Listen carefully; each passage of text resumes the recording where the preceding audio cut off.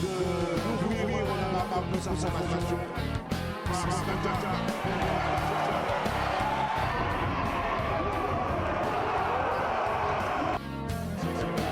Et qu'à aussi. Donc,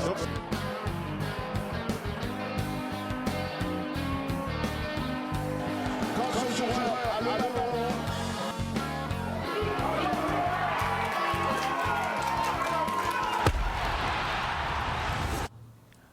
bonsoir à tous les invités dans ce numéro de C'est le foot, le secrétaire général de la Ligue guadeloupéenne de football, Alain Morvani, bonsoir. Bonsoir à tous vos téléspectateurs, bonsoir à vous. Votre présence, c'est vrai, eh bien, elle est très significative sur le plateau. Vous allez nous éclairer au regard du calendrier, évidemment, du championnat de la Régionale 1 et les autres championnats, évidemment, et surtout les autres compétitions à venir, la situation financière des clubs dans cette période difficile, période sanitaire difficile, ce que vous avez prévu au niveau de la Ligue pour accompagner ces clubs.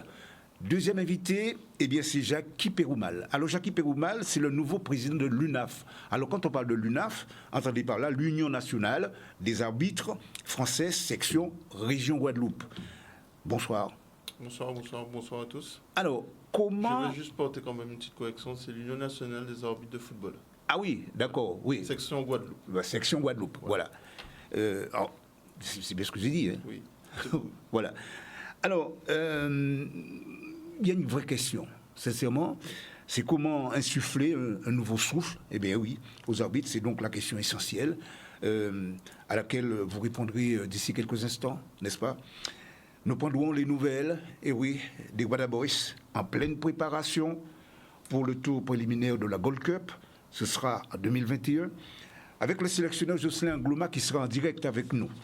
Nous parlerons aussi de la psychologie dans cette période de pandémie, comment rassurer les sportifs qui sont à l'heure de multiples interrogations, évidemment. Eh bien, c'est ce que va faire la psychologue qui sera en direct avec nous, à savoir Valérie Labini-Grégoire. Il sera en direct, je vous le disais d'ici quelques instants, avec nous. Bonsoir Steve. Bonsoir Richard. Rassurez-nous sur l'état de santé, puisque vous arrivez fraîchement de la métropole. Ouais. Rassurez-nous sur l'état de santé de votre fils, à savoir Ivan, blessé durement avec l'équipe de France Espoir contre la Slovaquie. Cela fait déjà quelques jours. Oui, quelques jours, mais il y a une intervention, donc évidemment ça s'est très très bien passé. Oui.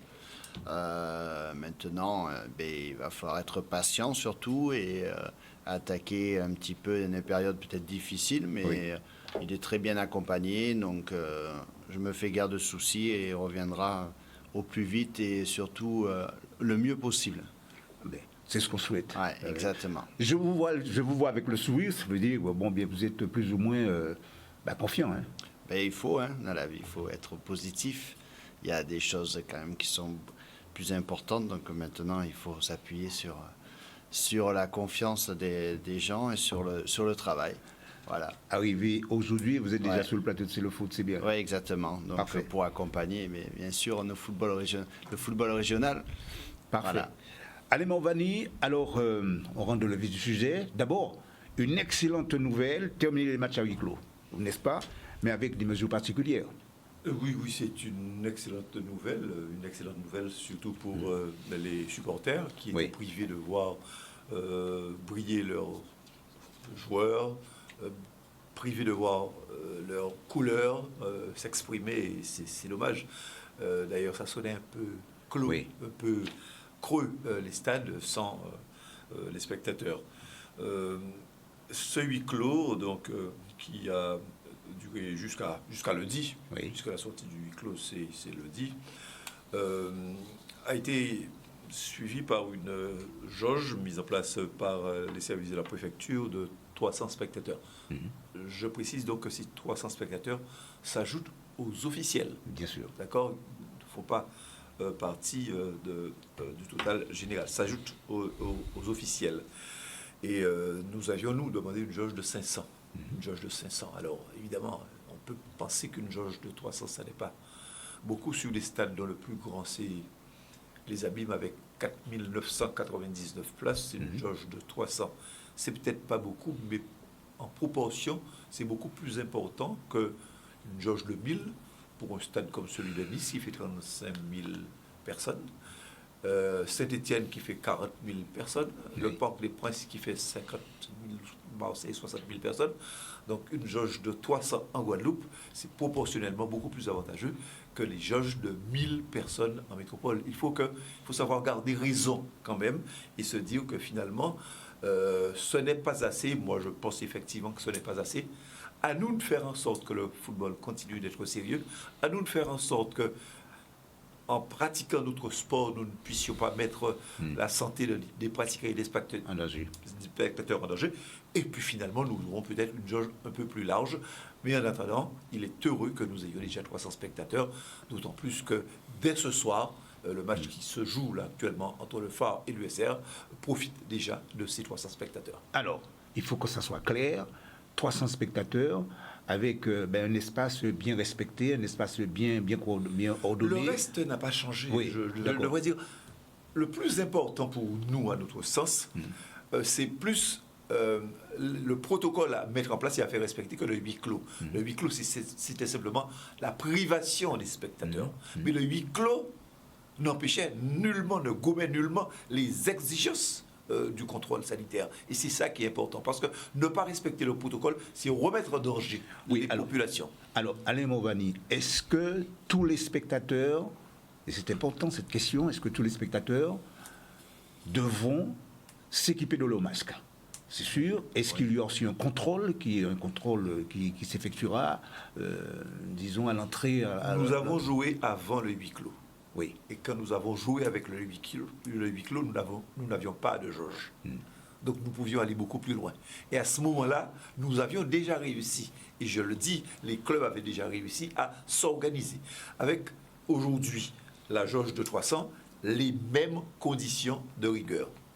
Contrôle thermique. Oui, très bien. Masque obligatoire. Quelqu'un qui n'a pas de masque ne rentre pas. Ne rentre pas. Ouais. D'accord. Bien sûr, le lavage des mains. Le non-partage des bouteilles en ce qui concerne les clubs, d'accord, et surtout, toujours même exigence pour les vestiaires, par groupe de 6 à la fin du match. Donc les exigences sont restées, les spectateurs sont revenus. À nous de continuer à le faire. Et pour ce que j'ai vu dans certains stades, je ne les ai pas tous visités, malheureusement, je m'en excuse, pour ce que j'ai vu, c'est plutôt bien fait. Oui. Aux abords des stades. Parce que c'est vrai, il y a le secteur économique, c'est-à-dire avec les marchands qui sont là. Pas de marchands ambulants voilà. autour des stades, malheureusement, d'accord, pas de marchands ambulants. À l'intérieur des stades, non plus, ils ne sont pas ouverts. Voilà, c'est une contrainte commerciale, mais ces contraintes commerciales, il me semble, peuvent être relevées si nous donnons vraiment l'exemple que nous progressons et que nous ne nous relâchons pas. Très bien. Alors, deuxième sujet que nous allons aborder, Alain Movani, ça concerne, si vous voulez, le championnat. On va commencer déjà par la régionale 1. Alors, c'est vrai que c'est, je ne dirais pas si compliqué, je ne dirais pas si complexe, mais il faudrait que ça soit explicite, que ça soit clair dans l'esprit de tout un chacun. À savoir l'organisation de ce championnat. Bon, c'est-à-dire, c'est un championnat qui se joue actuellement avec 9 équipes. Nous sommes d'accord. Oui. 2 poules de 9. 2 fois 9. 2 fois 9. D'accord. 2 fois 9. Au terme de ce championnat, qu'est-ce qui va se passer? Au terme de ce championnat, bien sûr, il va y avoir... Les 4 premiers déjà. Voilà, dans un sens et dans l'autre. Et les 4 voilà. autres. Donc voilà. Ce qui fait 8. Ce qui fait 8. D'accord. Il y a une poule qui va jouer pour les places d'honneur et une poule qui va se battre pour ne pas descendre. D'accord. On ne va pas rentrer dans le détail. Voilà. Alors, il y aura donc une poule d'excellence, si vous voulez que je m'exprime comme ça, et une poule où il ne faudra surtout pas être parmi de la charrette des délégués. Donc ce qu'on peut dire pour l'instant, c'est quasiment un championnat un peu préliminaire que nous sommes en train de suivre. C'est bon, c'est bon, c'est un bon terme, ce sont les préliminaires. D'accord, voilà. Alors, c'est clair que là-dessus, nous sommes 18. Voilà. Or, il faudra revenir à 14. Ça signifie qu'il y aura beaucoup de clubs qui seront en situation d'être relégués. C'est donc pourquoi? D'autant plus que c'est fait de telle manière que les points récupérés pendant la période des préliminaires, ils vont compter dans la deuxième partie. Donc personne ne se relâchera et personne ne passera de point aux copains parce que ces points-là, il faudra qu'ils les gardent. Oui, parce qu'en dessous, c'est-à-dire les 5 clubs dans ce championnat, évidemment. Vont Nous descendre. Non, ils ne vont pas descendre. Les 5, qu'est-ce qui va se passer avec les 5? Alors, C'est-à-dire les 10. on est à 18. On est à 18. D'accord. Forcément, donc il y a 4. Voilà, D'accord. d'accord. Il faut 4 pour descendre, de manière à ce qu'on reste à 14. Voilà. C'est clair. D'accord. Donc là-dessus, je crois qu'il y a 6 qui vont donc descendre. Voilà. De tête, je fais le calcul. 6 qui vont descendre. Ça sera très difficile. Ça sera très difficile, c'est évident. Donc le championnat va être dur jusqu'au bout. Voilà. Et il va y avoir du suspense. Bien. Alors, ce championnat, à chaque fois, il faut bien comprendre que 2 fois 9, cela fait un club exempt. Oui. Un club exempt. Pour l'heure, aujourd'hui où je vous parle, nous n'avons qu'un match de retard. C'est le match Arsenal Club Juventus, Oui. prévu le 17-10, et qui n'a pas pu jouer, tout simplement parce que la municipalité a Très précisé bien. que le terrain n'était pas praticable. Mais nous sommes dans les temps, véritablement. Voilà. Nous sommes dans les temps. Voilà. Alors, évidemment, il y a des clubs de la régionale 2 qui vont accéder. Il y en a 3, normalement. Oui. On est bien d'accord. Oui. Bon, alors, comment ça va se jouer, justement, concernant ces 3 clubs? C'est-à-dire qu'il va y avoir les 2 premiers, et puis ensuite, il y aura, si je crois bien, un genre de championnat, si on peut dire ça comme ça. Un barrage. Un barrage. Match de barrage. Un barrage pour le meilleur, pour le troisième. D'accord, Voilà, d'accord. D'accord. Voilà. Tout en sachant que le CFA ne fait pas partie, justement. Le CFA ne peut ni être champion, ni être relégable, et il ne peut pas participer aux coupes. Voilà. Le CFA, c'est vraiment une expérience particulière, originale, parce que ça n'existe à peu près nulle part ailleurs, qui met en face de nos équipes une expérience d'enrichissement, une expérience de prise en compte de nos potentialités au-delà de 14 ans, de façon à ce qu'ils restent dans leurs intérêts matériels et moraux, proches de leurs proches, avant de partir vers l'inconnu. Nous avons vu des choses intéressantes, Steve, avec justement cette équipe du CFA. Des gamins qui, c'est vrai, ils sont là pour apprendre. On est bien d'accord, c'est ce qu'on a toujours répété, et ça depuis le début du championnat.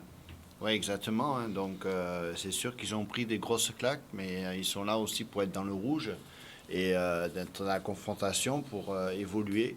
Mais on sent qu'au fur et à mesure, ce groupe commence un petit peu à se forger et à monter en puissance. Donc après, moi je pense de toute façon depuis le départ, même si beaucoup se sont opposés, je sais que si à l'époque mon fils avait pu bénéficier de cette proposition, c'était fort intéressant pour les jeunes. Après, ça reste peut-être dans l'esprit un peu individuel pour certains, mais c'est quand même intéressant de rester dans la continuité du Krebs et de rester un petit peu dans nos rythmes imposés aussi que lorsqu'on est amené à partir. Donc voilà, après c'est quand même un objectif assez intéressant pour les jeunes, avoir l'opportunité en métropole ou éventuellement, comme on a dit, aux États-Unis. Donc ça ouvre des portes, donc on va rester positif par rapport à l'expérience. Et puis on peut dire que ça devient un petit peu intéressant quand même pour cette équipe du CFA. Match nul tout de même contre Dynamo. Exactement. J'y étais, effectivement, et je crois qu'ils en ont pris 6 contre Bémao. Oui. Ils ont mené 2-0 contre Jeunesse Évolution, Oui. et ils ont fait 0-0. Et Il y a quand même, ils apprennent très vite. Ils en ont pris 4. Ouais. Oui, ils contre- ont mené 2-0 et ils en ont pris 4 puisqu'ils ne Ouais. sont pas tenus tout le match. D'accord. Mais ils apprennent très vite. C'est quand même, je les ai regardés contre Dynamo, j'étais étonné. Parce qu'il y a des fondamentaux qui se mettent en place, effectivement. Bon, ce sont des jeunes, c'est un peu foufou, les bons choix ne sont pas toujours faits, etc. Mais nous ne sommes qu'au 3e match. Oui. Qu'au 3e match. Je crois qu'il y a. Ce qui est intéressant sur le CFA, je vais simplement résumer. 3e ou 4e? Ah, 4e. 4e ou 3e C'est match. 4e. Il me semble qu'ils ont un match de retard. Il me semble qu'ils ont un match. Non, ils ont joué contre la Restar. Ils ont joué 3 contre- matchs. Ouais, ils ont joué contre la Restar. Ils ont joué contre Bémao, ils ont joué contre la Jeunesse Évolution, ils ont Et joué contre quatrième, Dynamo. ouais, Contre Dynamo. Contre Dynamo. Voilà, d'accord. Je dis qu'il y a trois belles sorties. Alors, bien sûr, ils sont très bons. Ils sont pris dans les arcades professionnelles tout de suite. Ça, c'est une sortie. La deuxième sortie, ils préfèrent continuer leurs études, aller vers les États-Unis en MLS. Deuxième sortie. Troisième sortie, s'ils ne souhaitent pas aller en MLS, s'ils ne souhaitent pas aller, ou s'ils n'ont pas toutes les qualités pour y aller, avec tout ce qu'ils ont eu, les 2 ans de formation, plus les 2 ans de formation au CFA, ils vont servir de vivier, ils vont abonder nos équipes, notre Ligue régionale 1. Donc finalement, quand on regarde le CFA, il y a à peu près rien à jeter. Oui, alors, puisque de toute manière, ils vont être quelque part et ils vont être bons puisqu'ils vont donc bénéficier de toute cette formation-là. Et vous savez que dans la vie de notre société, ce qui est le plus cher, c'est la formation. Et Frédéric Baudino qui nous disait justement qu'il donne rendez-vous au club de ce championnat de Régional 1 au mois de novembre. C'est qu'il lui est confiant, franchement. Il est confiant. Je pense aussi que même lui, il était un petit peu, je pense, dans l'attente de voir comment allaient évoluer ces jeunes. Et comme on dit, c'est une forme d'expérience donc, qui est faite. Et je pense que lui-même aussi sait ce qu'il fait. Jusqu'à présent, il sait de quoi sont capables au fur et à mesure de faire ces jeunes. Et de lui-même, je pense qu'il sera agréablement surpris de voir l'investissement de ces jeunes et de voir un petit peu l'évolution. Car on a quand même un très très gros vivier en Guadeloupe. Et ça, il va falloir qu'on réussisse à le mettre en avant. Parce que... Franchement, moi je sors de là tout fraîchement de la métropole et quand on entend parler des Guadeloupéens et quand on voit le nombre de Guadeloupéens qui brillent en quelque sorte, on peut être vraiment très satisfait. Donc on est bien d'accord, donc 4 sorties, 3 défaites et un nul pour cette équipe de... Après, je ne pense pas que c'est le résultat réellement qu'il faut tenir compte et que eux tiennent compte. C'est un peu le contenu, le contenu des rencontres, de voir ce qu'ils sont capables de faire.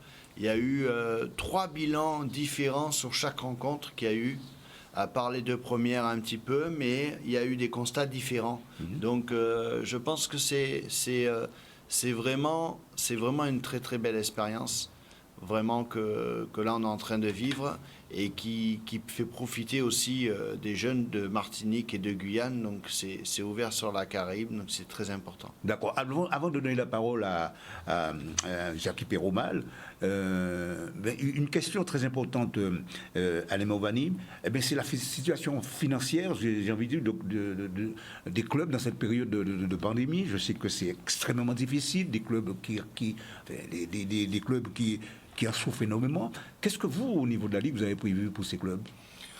Nous avons déjà précisé que les clubs, dans cette période difficile, avec tout le soutien de la Ligue... En termes d'accompagnement, cela s'entend. Avec le soutien de la Ligue, bien sûr. Nous avons mis en place cette année, donc les clubs ont pu monter des dossiers ANS, d'accord ?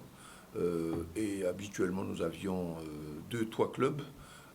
Cette année, nous avons eu 18 clubs qui ont monté des dossiers. Donc, quasiment tous ceux qui ont monté des dossiers ont eu une subvention là-dessus. D'accord ? De combien à peu près, si on peut avoir une idée ? Alors, certains clubs ont eu jusqu'à, alors que je ne dise pas de bêtises, certains clubs ont eu jusqu'à 18 000 euros. D'accord ? Voilà. C'est quand même pas mal.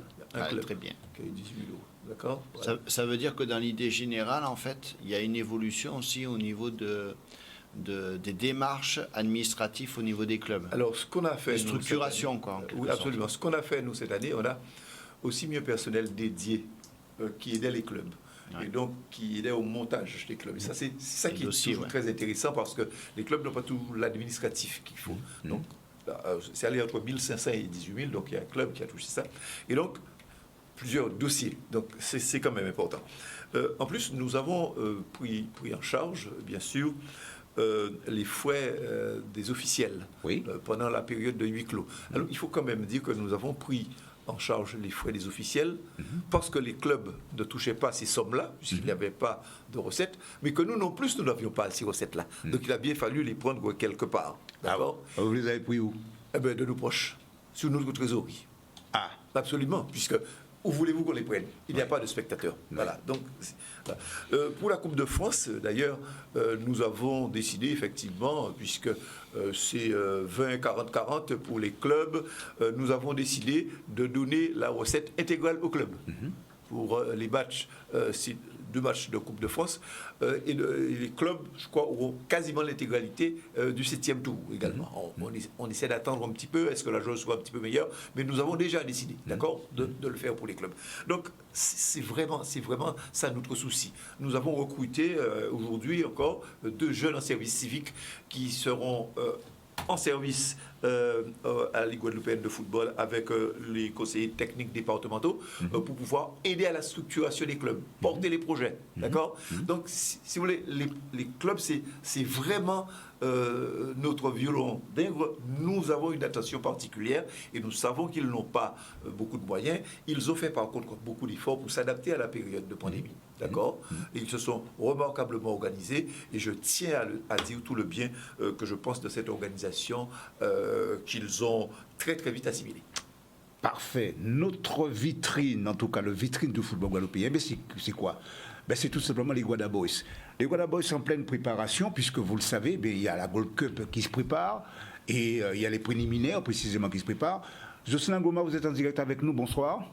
Oui, bonsoir. Bonsoir Jocelyn Gouma. Alors, dites-nous tout concernant d'ailleurs ces préparatifs, puisque je crois savoir, il y a eu déjà 2 matchs de préparation. Quelle est votre lecture par rapport à ce que vous avez vu en termes de prestations de ces gamins? Vous savez, dans un premier temps, c'était 2 matchs quand même qu'il fallait faire. Nous, on avait un match quand même, je veux dire, international contre la Martinique qui n'a pas pu se faire. Oui.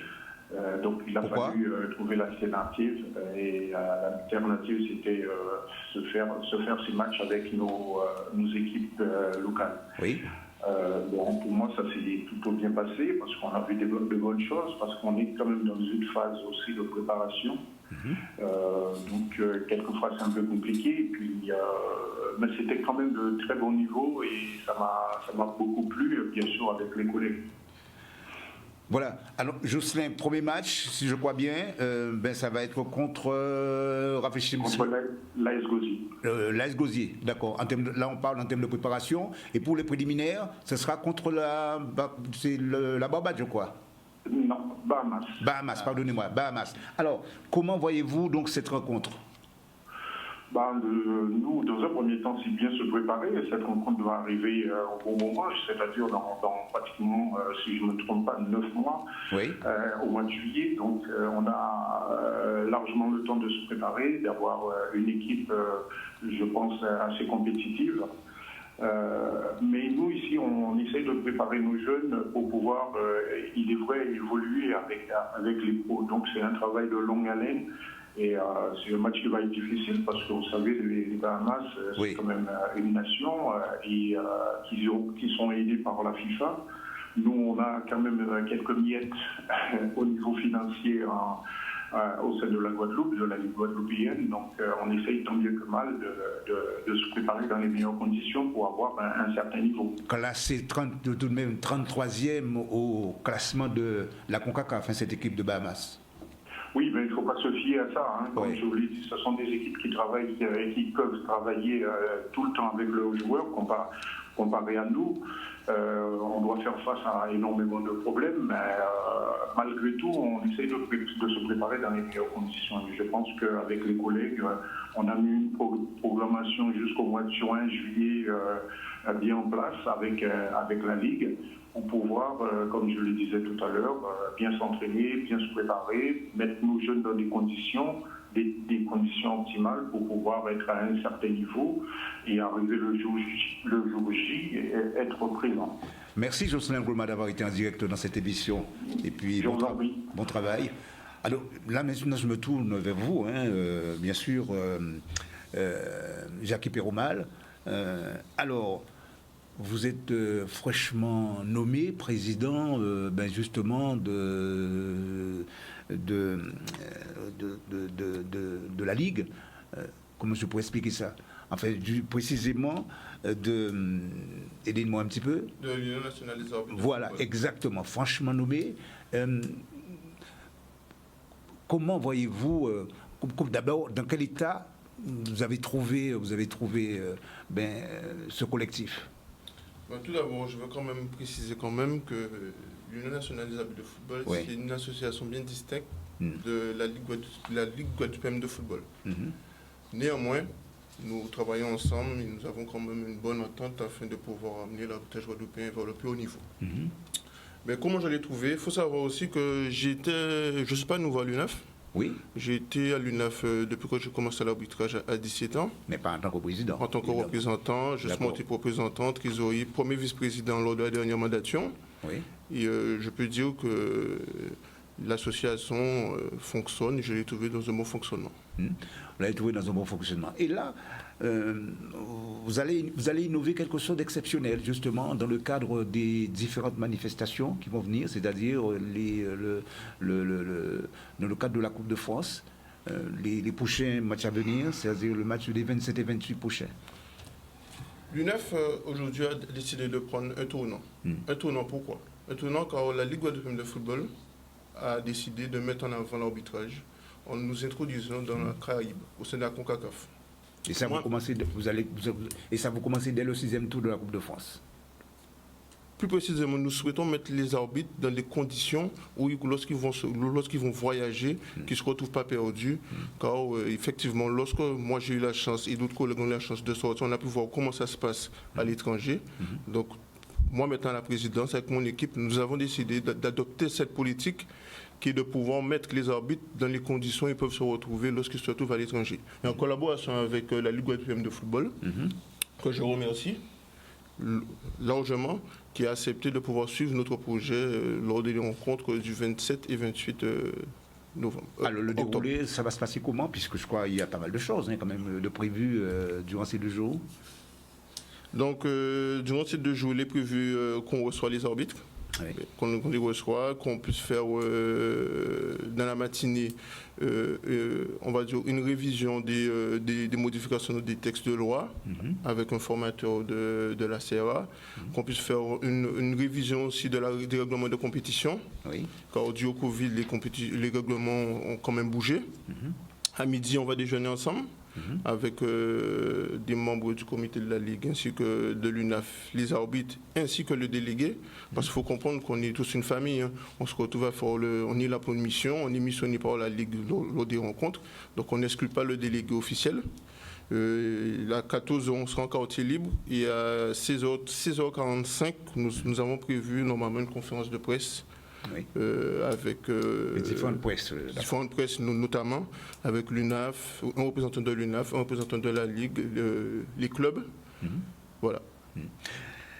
On aura l'occasion de revenir d'ici quelques instants justement sur l'organisation même de cette manifestation. Pour l'heure, nous marquons une pause dans cette édition. On se retrouve tout de suite après. À tout de suite.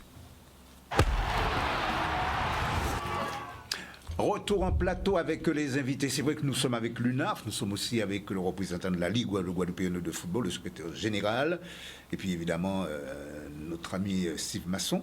Alors, justement, concernant l'organisation durant ces 2 jours, durant ce 6e tour de la Coupe de France précisément, zone Guadeloupe, c'est vrai que vous avez tout détaillé concernant, il y aura la conférence de presse. Mais c'est quelque chose qui va se faire en étroite collaboration avec la Ligue. Absolument. C'est un projet inédit qu'on a présenté, mon équipe et moi, au comité de Ligue. Financé par qui? Financé totalement et entièrement par la Ligue guadeloupéenne de football, qui nous accompagne clairement, financièrement, totalement, on va dire, sous ce projet. Je tiens quand même à les remercier. Vous le confirmez, M. Morgani? Oui, mais c'est un dossier que nous a présenté donc, le représentant de l'UNAF, que la direction à regarder attentivement. Il représente une ouverture dans la relation future entre les arbitres et la Ligue guadeloupéenne de football. Quand je parle d'une ouverture, parce que la CRA gère les arbitres, mais elle fait partie de la Ligue guadeloupéenne de football, pas l'UNAF. Mais la proposition de l'UNAF tient à apporter une contribution majeure dans l'avancée du football des arbitres qui, quel que soit, qu'ils soient à la CRA, ou pas, ont envie évidemment de travailler sur les grandes lignes directrices que nous avons définies. Et le président de l'UNAF, dans son analyse d'entrée, a évalué ce que faisait la Ligue, regardé quelle était la situation de l'UNAF et a décidé donc de collaborer avec nous. Son projet, qui est très bien, que nous avons évalué ensemble, il était là, puisque ça s'est fait aujourd'hui, présente toutes les garanties pour une future réussite et mise en train de l'héritage guadeloupéen. Je crois que ça part d'une volonté nouvelle de retisser des liens, et le football guadeloupéen ne pourra être fort que si toutes ces composantes marchent ensemble. L'arbitrage, c'est une composante majeure. Parfait, merci. Alors, nous allons aborder tout un autre sujet. Vivre dans un contexte, je dirais, d'épidémie n'est pas neutre d'un point de vue psychologique. Mais ce temps de crise, de stress, eh bien, pour nous tous, c'est extrêmement compliqué. Alors, Valérie Labini, Grégoire, vous êtes psychologue. La question essentielle, il s'agit avant tout de rassurer tout le monde. Alors, comment rassurer les Guadeloupéens, j'ai envie de dire, face à cette pandémie? Oui, bonsoir, Bonsoir. Aux téléspectateurs. Oui. Alors, il est vrai que nous vivons une période particulière et j'ai envie de dire inédite dans l'histoire contemporaine de la Guadeloupe et même dans le monde. Cette pandémie a entraîné et continue d'entraîner divers types de réactions dans la population. Donc, depuis les plus sceptiques aux plus convaincus, et à mon humble avis, nous pouvons en retenir deux principales. Donc, il y a les personnes qui sont traumatisées parce qu'elles ont eu dans leur entourage des personnes ayant contracté une forme agressive du virus, et d'autres qui sont aussi touchées, choquées, traumatisées par l'idée même que ce virus se développe en elles et qu'en plus, elles finissent par contaminer des proches vulnérables. Alors, juste une question, justement. Comment, selon vous, quelle piste, ou alors quelle solution voyez-vous pour, en quelque sorte, ou quelques solutions vous proposez, justement, pour que les gens soient un petit peu plus rassurés? Alors, parmi les pistes de solutions que je souhaite proposer ce soir, il s'agit plus de choses en termes de faire que de ne pas faire. Parce qu'il importe de miser sur l'autonomie des personnes et sur leur capacité d'initiative, d'entraide et de solidarité. Oui. On peut par exemple choisir de diversifier les sources d'information. En effet, même si les médias sont concentrés sur tout ce qui concerne cette épidémie, il s'agit aussi de choisir de s'informer sur d'autres sujets. Alors c'est difficile dans un journal TV ou radio, me direz-vous, et vous aurez raison. Mais le défi sera de limiter le nombre de fois où on s'informe par ce biais. En effet, il y a par exemple des journaux sur d'autres thèmes de santé, des journaux d'infos locales, d'infos sportives, etc. Il s'agira aussi de prévenir ces contacts, d'être contre le fait d'être bombardé de news qui parfois peuvent être fausses. Surtout sur les différents réseaux, et je tiens particulièrement à signaler le réseau de WhatsApp. Bon, vous savez, certains contacts ne sont pas méchants ou mauvais quand ils nous envoient ces choses, mais ils ne se rendent pas compte qu'ils peuvent nous être toxiques.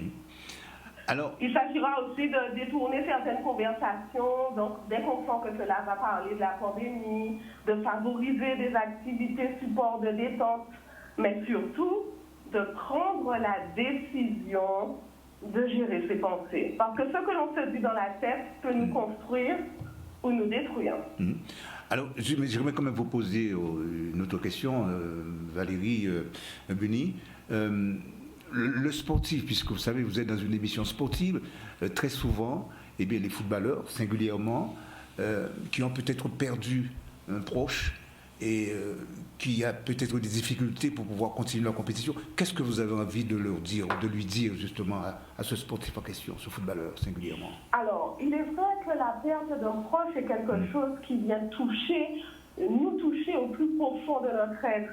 Et le sportif qui utilise donc son corps comme instrument professionnel sera peut-être justement à protéger, il faudra tenir compte de cette dimension chez ce sportif. Alors, il s'agira pour lui de prendre du repos, de favoriser, comme je l'ai dit tout à l'heure, des activités support de détente, mais aussi, pourquoi pas des massages, enfin des soins corporels. Oui. Chez le sportif, nous ne pouvons pas faire l'économie d'une prise en charge corporelle et bien sûr une prise en charge psychologique.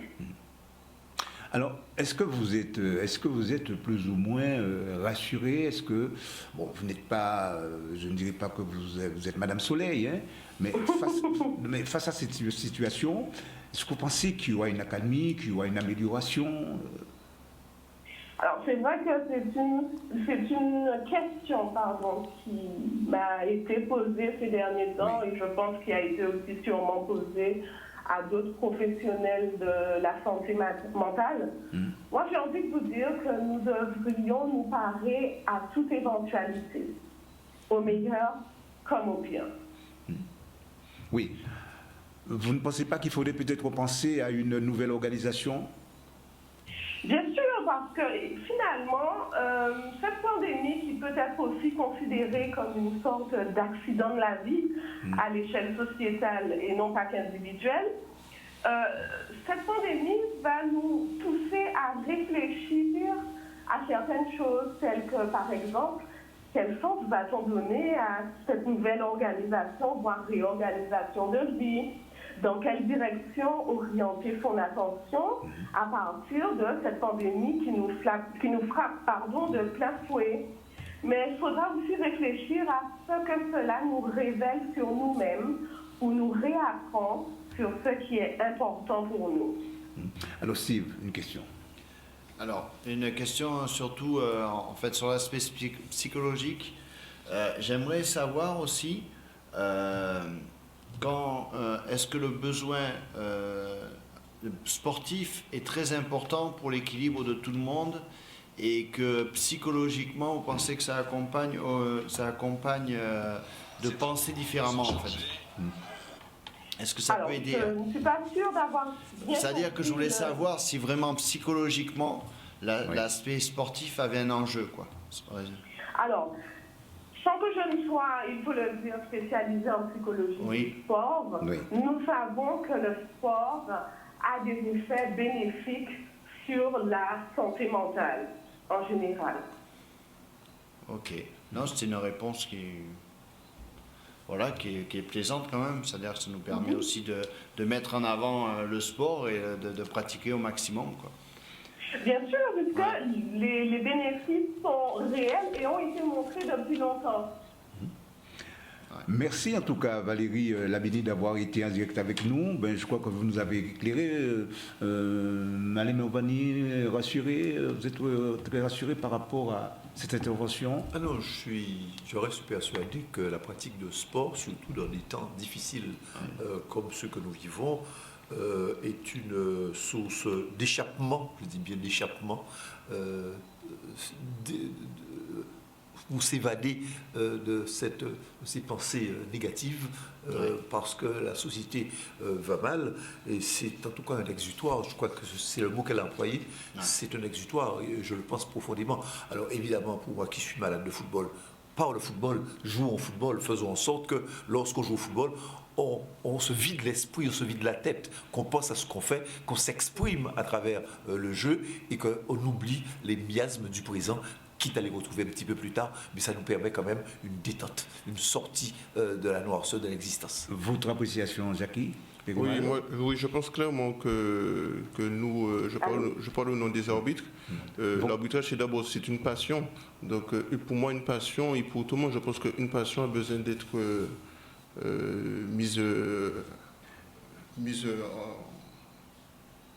une passion a besoin d'être mise en œuvre, quoi. Voilà. Alors, je crois que nous avons toujours Valérie qui est avec nous. Oui, concernant la pratique de l'activité sportive, je ne peux qu'encourager même les personnes âgées à apprendre des exercices physiques simples, mais à pratiquer de manière quotidienne à la maison. merci infiniment d'avoir été, surtout d'avoir rassuré en quelque sorte les Guadeloupéens, singulièrement les sportifs, puisque nous parlons, je le répète, je me répète, pardonnez-moi, je me répète, puisque nous parlons de sport dans cette émission, à savoir sur le foot. Merci encore d'avoir été en direct dans cette émission. Retour en plateau avec les invités. C'est vrai que nous avons pu assister à une rencontre qui était très intéressante et qui mettait aux prises la jeunesse évolution et la Restar de Pointe-à-Pitre. Les images sont signées tout simplement Daniel Iraville.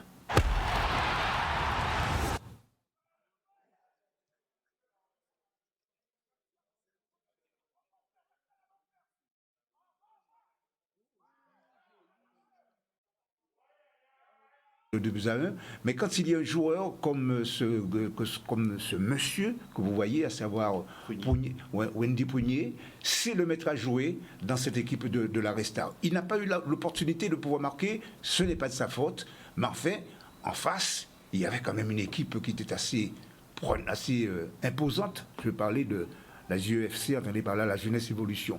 Vous allez voir le premier but, comment que ça a été marqué.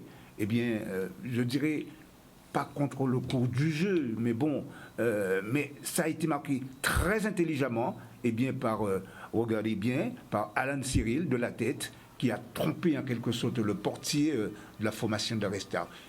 Il y a eu un deuxième but pour cette équipe de la jeunesse évolution, marqué par l'éternel Sénoage, que vous connaissez bien, Steve, que vous connaissez aussi, messieurs, Sénoage. Vous allez voir, c'est un deuxième but marqué par ce monsieur. Mais il faut dire que les Restariens, certes, ils ont tout essayé pour, déjà dans un premier temps, réduire la marque, et ils ont parvenu tout de même, encore ce Pougnier, regardez-moi ce joueur, mais qui n'a pas pu trouver l'ouverture. Vous allez voir, une tête, la balle qui se dispute dans la défense de la formation de la jeunesse évolution. Et c'est vrai, au terme de cette rencontre, l'entraîneur, à savoir Eddie Raboteur, il n'était pas très content de la production de ses joueurs. Écoutez.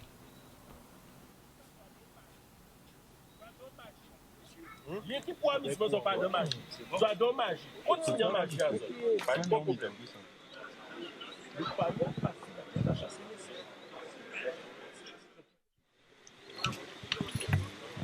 Moi, j'ai suivi tous les matchs depuis le début du championnat, sauf le match du service. Franchement, aujourd'hui, vous avez fait un bon match. On perd 2-0. On perd 2-0, on a fait 2 erreurs. C'est pas grave, les gars. Je suis sûr que les gens qui sont dans les tribunes lui ont dit, mais attention, Restar, ça joue. Ça joue. Quelquefois, je suis très mécontent des matchs qu'on a gagnés. Ok, on a perdu. Mais l'équipe, vous avez joué, vous avez dominé la jeunesse évolution, qui est quand même l'une des meilleures équipes de la Guadeloupe. Par contre, on va régler ça au club directement. Les échanges entre Adrien et truc là, arrêtez ça. Donnez l'exemple. Donnez l'exemple. Il y a quelque chose qui ne va pas, on se tait. Ce n'est pas le moment de dire, oui, quelqu'un. Non, on règle ça chez nous. Ok? Chacun aura l'occasion de s'exprimer. Allez, rentrez chez vous. Allez. Actuellement, donc je suis M. Eugène, vice-président de la gestion. Actuellement, on est en première position, on est premier ex-aequo avec la Restar, même nombre de points, mais nous on compte le match en retard. C'est un match difficile, malgré la pluie, c'est un match difficile, très très très musclé. Mais les joueurs ont répondu présent. On est fiers de ce soir. Oui, il y avait. On a senti l'équipe. C'est une bonne équipe de jeunes en place qui jouent au football, qui savent manier le ballon, très bon techniquement et aussi physiquement. Le championnat continue, oui. Notre objectif, oui, c'est d'être champion. L'année dernière, on a terminé deuxième malgré le Covid, mais cette année, on essaie de faire mieux. Faire mieux, c'est d'être champion. Bonne chance à tous nos plaisirs. Eh bien, merci. Il est ambitieux, puis c'est un petit peu normal. Ben oui, c'est ce qu'il a dit, hein, s'il veut être champion. C'est logique, hein, c'est son devoir, on va dire, en quelque sorte. Je veux dire, quand on finit second, évidemment, on veut goûter à la première place. Donc voilà, après la jeunesse a quand même un bon groupe, ils ont un effectif quand même qui est intéressant. Donc on va voir un peu sur la durée qu'est-ce que ça va faire. Alors, est-ce que, Alain Morvani, est-ce que c'est un bon cru, ce championnat version 2020-2021 il est difficile, en fonction de ce qu'on voit. Il est difficile de le décréter au terme de la 4e ou de la 5e journée. Nous, on croit fortement que le championnat de cette année sera d'excellente facture. On le pense. On s'est organisé pour cela. On a mis en place des formats un peu différents. On a beaucoup travaillé. Le Covid nous a permis de beaucoup travailler ensemble, une sorte de laboratoire. On a pensé à des choses, on a fait des petits séminaires entre nous. On a rendu nos copies, Ligue régionale 1, Ligue régionale 2, voilà. Je pense qu'on va avoir un bon cru. Ce qu'on a vu déjà nous permet de penser que ça sera mieux que l'année dernière. Maintenant, quelles équipes termineront? Ils sont beaucoup au départ. La Jeunesse Évolution fait partie de ces équipes-là, d'accord. Mais il y en a d'autres aussi. Les anciennes écuries qui sont toujours présentes, d'autres jeunes qui montent. L'AS Gosier qui ne veut pas lâcher son titre. Ouais. L'AS Gosier le dit très clairement, qu'il ne veut pas lâcher son titre. Bref, je crois que nous aurons un championnat haletant et qui va peut-être aller jusqu'au bout du suspense. C'est en tout cas ce que nous souhaitons, nous, à la Ligue. Ah bien, on va voir déjà les résultats concernant la 4e journée. On va voir ça très rapidement. D'abord, en ce qui concerne la poule A, tout à fait. Eh bien, la solidarité scolaire qui s'est imposée face à la Gauloise 3-1. L'Arsenal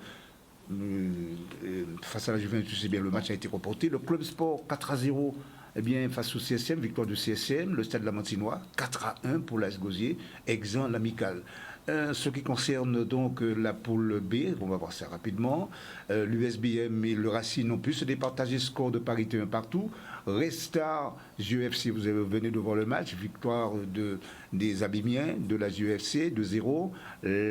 La Dynamo et le Cerfa 0-0, score de parité. Le Phare. Qui se joue ce soir. Ben oui, le match se joue ce soir, exempt dans cette 4e journée eh bien, de la JSBH. Au classement, on peut le regarder tout de même, eh bien, pour la poule A, mais vous voyez que c'est la solidarité scolaire qui occupe la première place avec un total de 13 points. Juste derrière, l'AS Gosier 12 points, 3e le CSM 9 points, mais il faut savoir que le CSM et l'AS Gosier, ces deux équipes ont un match en moins. La Juventus de Sainte-Anne, également un match en moins, 4e. 5e, c'est donc la Gauloise avec 9 points, un match aussi en moins. L'Arsenal, 7 points, un match en moins. Le Club Sport, qui a déjà disputé tous ses matchs avec 7 points. 8e, l'Amicale de Marie-Galante avec 4 points, mais 3 matchs en moins. Et puis le Stade Lamantinois, 4 points, et qui a disputé là, également tous ces 4 matchs. Alors, dans la poule B, Red Star 14 points, c'est le leader, devant la Jeunesse Évolution, donc deuxième, mais il y a une différence de but, une différence de goal à virage. 3e, c'est le Phare de Petit Canal avec 10 points, mais qui joue ce soir. Peut-être que ça va changer. L'USR occupe la 4e place avec un total de 9 points.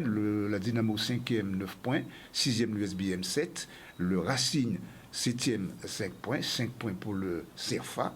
Et la JSBH avec 3 points. Alors, on va quand même disputer, évidemment, le week-end prochain, la 5e journée. Vous allez voir le tableau tout de suite. Dans la poule A, eh bien, c'est la Gauloise qui sera opposée à l'Arsenal. Ensuite, l'AS Gosier Club Sport, l'Amicale de Marie-Galante face à la Juventus, le CSM, et là ça vaut le déplacement Sylvain, CSM, solidarité scolaire, exempt, le Stade Lamantinois. On met une petite pièce sur l'ASS pour face au CSM ou pas? Alors une petite pièce, je vais respecter quand même Richard Albert, que je respecte énormément, donc, mais je veux dire que ça va être un match qui va être très disputé et on s'attend vraiment à un match choc. Je crois qu'il y a aussi une petite revanche du côté de la solidarité scolaire. Donc voilà, on s'attend à un match en espérant aussi qu'il n'y ait pas trop de suspendus de chacun des deux côtés. On va voir. Allez, Morvani, vous dites quoi de cette rencontre? Ah, lui, c'est solidaire. Le secrétaire général est tout dessus des partis. Ouais. Ah oui. Non, mais en général, c'est d'être solidaire. La solidarité scolaire. Exactement. Jacques Péromal. Je suis pareil que le secrétaire général, absolument. Eh bien, messieurs, on va voir pour le groupe B. On va voir les rencontres. Eh bien, c'est le Dynamo face à la Restar. Oui, ben, ça va être encore un beau match. Ben, ça, UFC face au Phare de Petit Canal, ça vaut quand même le déplacement. JSBH face à l'USBM. Et puis le CFA face au Racing, exempt l'USR. Voilà donc les différentes rencontres que vous aurez le plaisir de voir, ces amis téléspectateurs. Mais nous serons c'est sûr que nous serons sur quasiment 2 matchs ce week-end-ci. Ah, mais je serai prêt. On sera sur 2 matchs de toute façon. Mais voilà ce qu'il faut retenir concernant d'ailleurs ces rencontres. Et puis, pour revenir un peu avec vous à l'Emovani, donc, dans très peu de temps, ce sera l'Assemblée Générale. Dans très peu de temps, ça sera l'Assemblée Générale. Le mois de décembre. C'est très exactement le 6 décembre. Le 6 décembre, l'appel à candidature est sur le site de la Ligue guadeloupéenne de football. Les listes devront être remontées pour le 6 novembre. Voilà. Et donc, ça va, la vie bat son cours. Je crois que nous vivons une phase démocratique et le sport instille de la démocratie. Voilà. On verra donc le 6 décembre. Le président Jean Dautron continue à travailler avec toute son équipe comme il l'a fait depuis 4 ans. Je crois qu'il ne se fait pas d'inquiétude particulière parce que ça ne... il n'y a pas de raison. Depuis 4 ans, je crois que lorsqu'on regarde dans le viseur, je crois qu'on voit les choses. Depuis 4 ans, ce qui s'est passé à la Ligue, c'est quand même énorme ce qui s'est passé. Bien sûr, est-ce que tout a été fait? Non, parce que tout ne peut pas être fait en 4 ans. Voilà. Mais je crois que ceux qui ont le temps de regarder un petit peu le départ, le 16 décembre, 18 ou 16 décembre 2016, et aujourd'hui, je crois qu'on voit le chemin parcouru. Voilà. Vous avez le micro toujours, puisque nous sommes arrivés au thème de cette émission pour la conclusion. Alain Movani. Mais je dirais que quand le sport va, la vie va. Et malgré le Covid, après le huis clos, le football continue à vivre. Et je souhaite que les disciplines qui n'ont pas encore eu la possibilité de reprendre la route le fassent le plus rapidement possible. Parce que, je le dis, le sport, c'est la vie. Et il faut que tous ceux qui pratiquent reprennent, parce que pratiquer le football, c'est faire en sorte que les choses reprennent leur cours. Et la société a besoin de sport. Elle a besoin de sport. Et nous sommes là pour garantir aux gens que la santé, c'est aussi le sport. Voilà. Jacques Péroumal. Je veux conclure par dire que dans l'UNAF, on y trouve la convivialité. Dans l'UNAF, on y retrouve la solidarité. Dans l'UNAF, on y retrouve le soutien. Dans l'UNAF, on y retrouve un partage d'expérience. Et l'expérience, l'arbitrage en a besoin en ce moment, car nous avons besoin des anciens pour pouvoir accompagner les jeunes arbitres, pour pouvoir rajeunir le corps arbitral. Et je dis, comme le dit le dicton africain, seul, on va vite, ensemble, on va plus loin. Oui, parce que je me suis rendu compte, Steve, il y a beaucoup de jeunes qui sont dans l'arbitrage. Et je voulais quand même, juste avant de donner la parole à Steve, je voulais parler quand même de Liliane Malaki. Liliane Malaki, si je crois bien, qui est la secrétaire, je crois c'était la secrétaire oui, c'est bien ça. De l'UNAF. Oui, c'est ça. Elle est secrétaire de l'UNAF, et puis elle est également arbitre. Oui, absolument. Elle n'est pas la seule femme. Il y a la parité dans mon groupe. Oui. Donc oui, il y a Liliane Malaki qui est ma secrétaire. Oui, parce que c'est tellement qu'elle regarde l'émission. Je la salue parce que c'est une femme qui est brave, qui a œuvré dans pas mal de clubs, qui a eu l'occasion d'œuvrer avec l'USR pendant très longtemps, et actuellement, elle est avec l'AS Gosier. Absolument. D'accord. Mais il n'y a pas qu'elle dans le groupe. Nous sommes un groupe de 12 au comité directeur que je profite pour remercier de m'avoir fait confiance et de m'aider jour après jour à pouvoir élaborer et transmettre l'avenir de l'arbitrage. Voilà. Parfait. Steve? Ouais, mais ça fait plaisir de voir que quand même il y a un élan aussi du côté de l'arbitrage qui fait partie du jeu, donc c'est très important, et de la famille du football, même si quelquefois il y a des conflits, mais je pense comme de toutes les familles. De toute façon, même au niveau du football, entre les équipes, il y a des conflits, ça fait partie un petit peu. Maintenant, il va falloir arriver à harmonier tout ça et que l'on puisse amener le football en général, que ce soit au niveau de l'arbitrage ou le football, au plus haut possible. Merci à vous, ces amis téléspectateurs. Merci, messieurs. Donc je disais merci à vous, ces amis téléspectateurs, de nous supporter chaque mercredi. Nous sommes là pour vous distiller le maximum d'informations concernant le football que vous aimez tous. Bonne soirée et à bientôt sur vos télévisions Canal 10. Au revoir.